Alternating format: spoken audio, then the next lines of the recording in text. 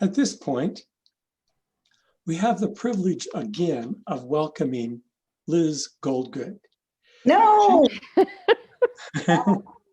She has been our guest speaker, but we are now asking members of the audience to tell their 2-minute story and receive live help and advice from her.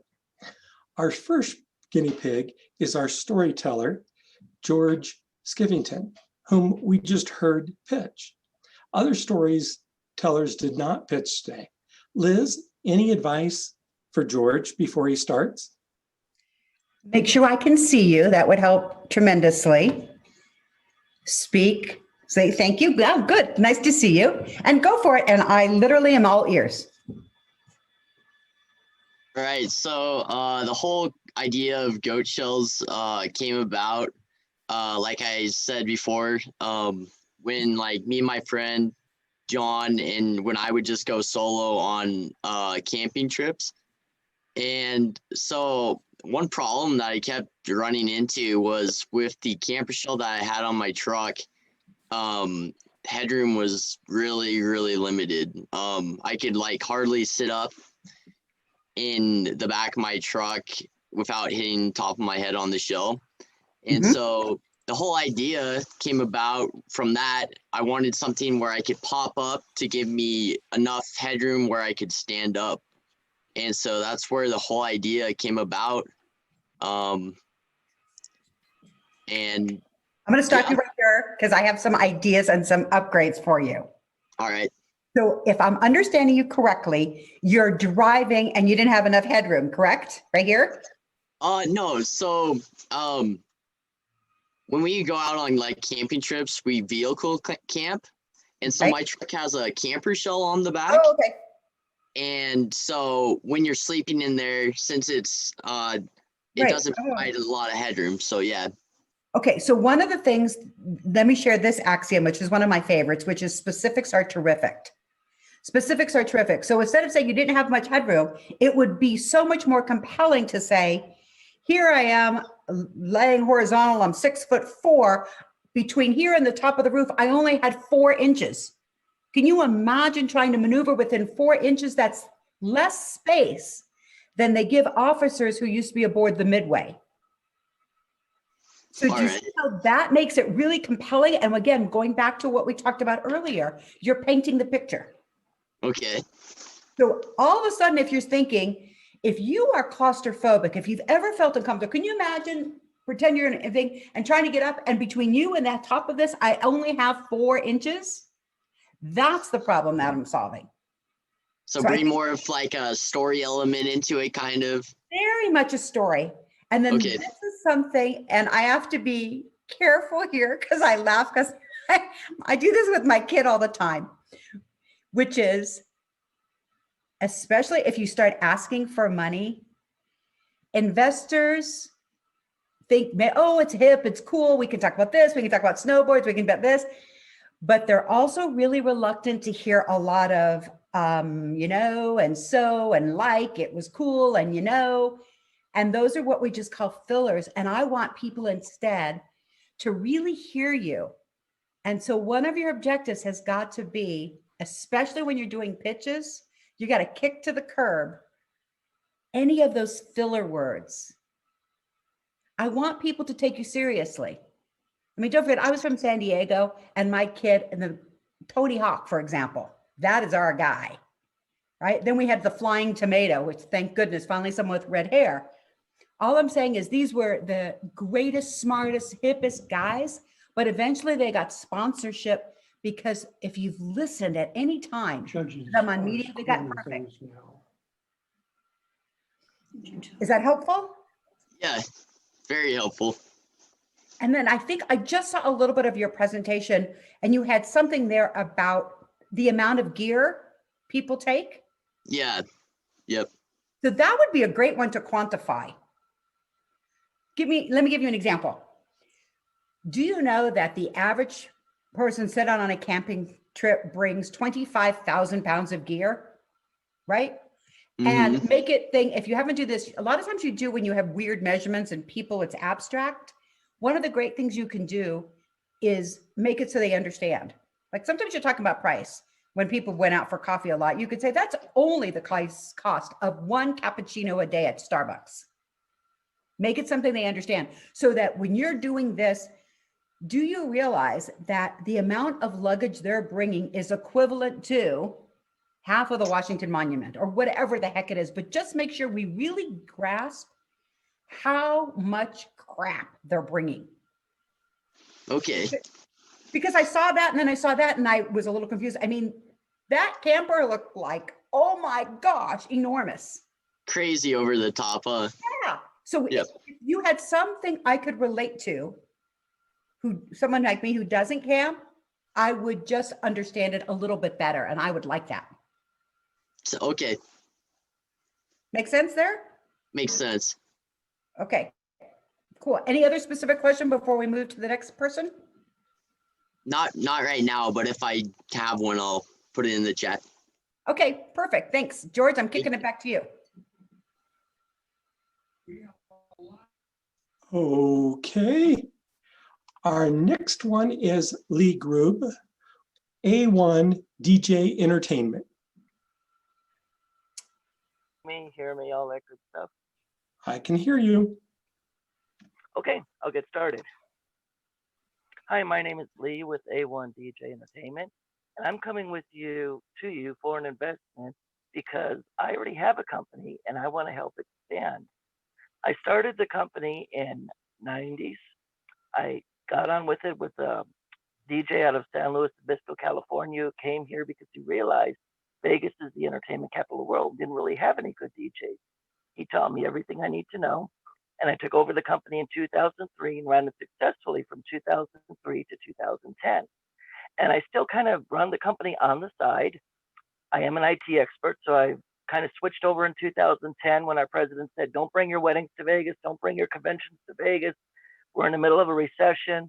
You have all these college kids using YouTube and LimeWire to get free music and renting speakers from Radio Shack. And needless to say, it was the digital revolution with the laptop DJ, undercutting everyone. So it's time to set the DJ aside, focus on the IT aspect of it. But now with coronavirus, I've realized maybe it's not time to keep going with the IT, but maybe it's time to bring back the DJ. And that's where you come in. I need help to upgrade my equipment. I want to get some sparkler machines. I want to get some new speakers and some upgraded lighting. I want to get a nice laptop and convert all my music into digital so I can come to the digital age. And you got to realize there's 66,000 weddings a year here just in Clark County. That doesn't count Henderson, North Las Vegas, Summerlin, all those other areas, and including the city of Las Vegas. So there's a huge market. There's only 40 licensed DJ companies here. Some of them are companies that are from out of town and just have some employees here. One of those companies even has a cemetery as their address, as their office. So I want your help to get me an office and get some more equipment and get my business back up and running, because the next 2 years are going to be record years here in Las Vegas for weddings, and they need a quality DJ. Okay. So lots of good things, and I applaud you. Some of the things that I like the best were at the end, Lee, where you had some of your statistics that there are 66,000 weddings in Vegas. Right. That's a great statistic. So do you Thank remember, like, sometimes if you ever read or watch murder mysteries in books, they talk about if the person on the stand lied about one thing, they lied about everything. Mm-hmm. The same token is true. If you start giving us the data, if you give us some credible data, we start with one data and we believe you about all of your data, which tells us that you've done your homework. And I think if you listen to the pitches, and I hear Maggie as well, say, tell me about the data, tell me about your competitors. We want to make sure you've done your homework. So I like the idea of the two statistics that you brought, bringing them up front and explain the problem earlier. Okay. So in other words, it took you a long time to get to the point of what are you really trying to say? And remember we talk about storytelling, and it's part of your pitch, is I don't know if we really need to understand what you used to do when you ran another company and it was successful.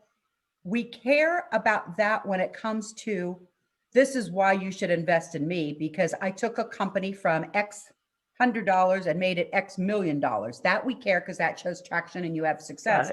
But I think the point that you're really trying to do here is show that the DJ world has shifted and the pandemic has shifted us again. And therefore I am back on trend.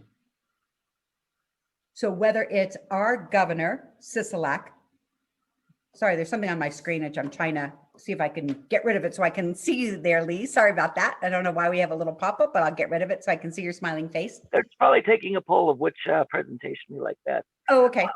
I agree that I did spend a lot of time in the beginning. I wanted to explain who I was and that I'm not just a startup looking for some money that hopefully I'll do good, that I'm a seasoned DJ, that I've been doing this for 20 years, that I've got my business licenses. I'm still a business. I just want to get this business back in the front line. And I love that. I'm now making my full-time job, because now is when we're going to have these record seasons coming up because of coronavirus. Everyone who wanted to have their wedding or any event, even conventions this year, it's all pushed off to next year. So now you have those 66,000, but then you've got all the additional people that skipped it from this year and are going to do it in the next 2 years. Right. So what I really like, in the beginning, I just wanted to explain that, hey, I know what I'm doing and I've already got a company, and that you're not just investing in a startup hoping that I do good. I am doing good. I just need help to make sure that I have the equipment and the technology to keep me going forward from this point on. right. And I think what I like is start with the market. Here's the issue. Here's the market. Here's the opportunity. This is what I need. And this is why. And I think you could actually flip it around. Do the statistics first and do my backstory towards the end if I have any time left over. Exactly. And I see some heads nodding over there as well for some people who are live. And the other thing I think you could make for just a slight comedic moment is, you know how you talk about one of your competitors' offices even in the cemetery? Well, that's the address that when you Google Las Vegas DJ and it has their address and their business hours, if you Google their address, it comes up to a cemetery. I doubt that's really where their office is, but that's what Google tells you their office is. Right, but I think you the company that their office hours are 8 to 5. I'm like, well, if you're a DJ company and I want to have a wedding at 8 o'clock at night, are you telling me you can't do it because you close at 5 in the evening? That makes no sense. A DJ company should be 24/7, 365. They are. So my only suggestion to you is to just turn something and make it just a 3-second piece of humor, which is, okay. I don't believe this industry is dead. Although my competitor right now is housed in the cemetery. I want to focus on. I guess I could play more on that. You see what I mean? It's just as simple we do in speaking, but it's just a 2 or 3 second, gets people to smile. You break through the barrier, you get them to smile at you, you get them to invest in you. So I hope that's helpful. I'm kicking it back to George to see if we're doing another one. Yes, we are. All right, thank you. Yeah. Sure. I am back. Our next one is DP Sidenspinner, Horror's Eye Artificial Intelligence. Okay, before you guys go though, the audience choice poll is up. I'm going to leave it up for one more minute. Liz, you listened to all the pitches, so you get to vote too. Okay, so I was, me and multitasking, I dismissed it. Okay. I can't do things at once. I'm so clear with ADD. One thing is all I get to do. Okay, here's DP. Okay. Go ahead. Cool. Where is he? I'm looking for you. Hang on. You hear the audio. Do I get to see you? Yeah. Do you have the audio here someplace? DP, your background is obscuring your face, so you look like a skeleton who voted. That's what I'm seeing. Okay, thank you. How are we doing here? I would get rid of your background. Well, let's say background here. What do we got? None should be better. Oh, I voted. Okay, cool. Well, I voted. Okay, so it's okay. There we go. Is that better? A lot better. Okay. Well, maybe it's not. I don't know. No, it's great. Liz, I think that if you and I were neighbors, we'd have a blast together. Okay. We'd just have a wonderful time. Maggie invited me just, a couple of weeks ago, whenever, to do this thing. And I wasn't really that prepared for it. So I just thought I'd have some fun here today. Okay. Now, the other part of it, my personality is I'm a club DJ in Las Vegas. Oh, right? God. Too And fun. I've been having a great time here until pandemic hit. And then I thought, I really should do something else. And I've been very successful at annoying Maggie and Jeff. Okay. So that's a good thing. So anyhow, I want to just run through this verbally. I don't have slides. I We'll don't need see slides. how- I just want to listen to you. Okay, well, we're doing that. The other thing was, the thing that got my interest in this program today was the name rural, because I think the rural community is my primary target for my, market. And I thought this would be cool. And actually, getting someone to listen to me, that's even better. I can guess I just shut up and start now. The opioid crisis is a public health emergency. The CDC reports 450,000 people have died of substance abuse over the last 10 years. The Surgeon General reports only 1 in 10 had any treatment. I'm the founder of Horace I. My team is developing the first ever app to measure opioid impairment. No additional hardware is attached to the smart device. Our app runs in a Zoom telehealth session. Our platform technology has many use cases, is patent pending, and detects impairment from alcohol and marijuana intoxication. My initial target market is the rural communities for the management of opioid abuse. 20% of Americans live in rural communities, which is about 60 million individuals, and many have metrics that show rural areas are harder hit by opioid abuse. Pew research indicates that 71% of rural adults have smartphones and support a potential role in telemedicine for this crisis. We propose the web app will enable clinicians to remotely screen for possible abuse. In fact, clinicians, incentivized to use this in the rural clinics. So Horace I makes revenue on a subscription basis. Our costs are covered by insurance payers. Our app should be reasonably adopted in underserved markets. We figure at about that market to be about 433 million with a compound annual growth rate of 5.5%. We're seeking to raise 2 million in seed. The investment brings a series of use cases to market, and we project a 10x ROI in about 5 to 7 years. I can breathe now. You can. And so you can stop right there. And so, Okay. let's start at the really good news. Okay. You did a great job with the statistics at the beginning, Yes. right? Because I always want to understand the market. Yes. So I was completely with you. I understand opioids. There's a substance abuse problem. Yeah. Ding, ding, ding. You get an A. Oh, good. That part, I'm great. What I want to understand better is you segue into there's a variety of uses. And this to me is your why and the origin story, which I didn't hear. So the part DP that I'm really want to know is, how do I use it? Does the consumer, the substance abuser, use it herself? Or are you selling it to nurses? So I'm looking for those two connections. And I want to understand out of all this genius, why this? Why are you affected? And what prompted you to create this app? And that to me is the big question that I'm dying to know the answer to. Well, I can give it to you right now. Okay, go. All right. It's a pivot, honestly. I started off, everyone used to call me stupid. So I thought I'd get into AI. So, I got into this and I started with emotional recognition from facial expressions. And what I found is that particular type of facial recognition technology wasn't really producing good data. So I thought, what could I do? So what I'm measuring here is I'm measuring pupil dilation and constriction based on light source. And that physical reaction is the one that determines impairment. So I didn't want to get into the techo things because No, I agree with you. And the idea was that this basically is an eye test, and the test is commonly done in every eye exam that people get when they get their glasses. But it's done by real expensive equipment. I can do that on just basically a smart device without the equipment, without attachments. Oh my, okay, so this to me is the story. This is the brilliance. Oh, So good. okay, so we always talk about metaphors, right? Yes. So give me something I understand to help me understand something I don't understand. So to me, remember we talked about stories and they have to be something we can all relate to and universal like toothpaste. So this is your chance for you to say, if you ever have a pair of glasses and you go like this and you put your thing against the eye machine and they're measuring, I have the ability to do exactly that for 90% of the cost. And I get to do it using Zoom over. It is the next step in telemedicine we call ocular telemedicine or whatever the heck you call it. I don't care if you call it eye. It's telediagnostics. Okay. Nobody does this yet.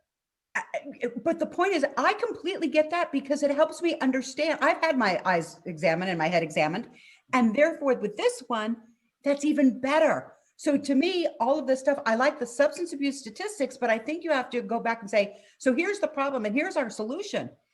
And the solution just has to be in plain forward English and make the comparison to the eye doctor. Now I understand you. Mhm. And then later, when it comes later in the pitch, you can talk about who our target is and what's the available market and that sort of thing and who you're selling to. So I understood that. But to me, if you could make that simpler, Mhm. I'd be on board like that because now for the first time, we understand telemedicine. Mhm. Mhm. And that's That the change I goes need. right along hand in hand with what Maggie was telling me, that you have all these different use cases, but where do you start? I mean, I can do alcohol abuse. I can do marijuana detection. Nobody can do that right now. So here, my only suggestion I have for you, and this is what I always tell people, start with the market that's one, you realize that you can make, they're easily identifiable. Yes. They have the money to purchase from you. You can find them and you can sell to them and they're profitable. You know, it's like the old joke, oh my gosh, I'm the best resume writers, but everyone who wants to hire you is unemployed. Okay? This is not a good market, right? It's the same thing like my market's entrepreneurs. Entrepreneurs are everywhere. It's a horrible way to find someone. And we'd kill you if you slide said entrepreneurs because they're really, really hard to find and dissect. Yeah. But if you told me instead you were looking for engineers between this age and this target and this who have this problem and they're easy to find or buy lists or anything like that, then I'd be happy. Well, that's an interesting thing because it ties to something that I can't really explain really well. Who really would use this would be the electronic health records providers. Those vendors have huge databases of patients existing, and this would just be a little checkbox to say, do a vision test, do it. You do it like a prescription. Well, the good news there, they're highly identifiable. They have boatloads of money, Yeah. easy to find, and you can always start having conversations. I'm getting the warning light over here about time. So Okay. be respectful. I can see it. So DP, if you, well, you can ask in the chat, but that I hope is really helpful to you. And I'm pitching it back over to George.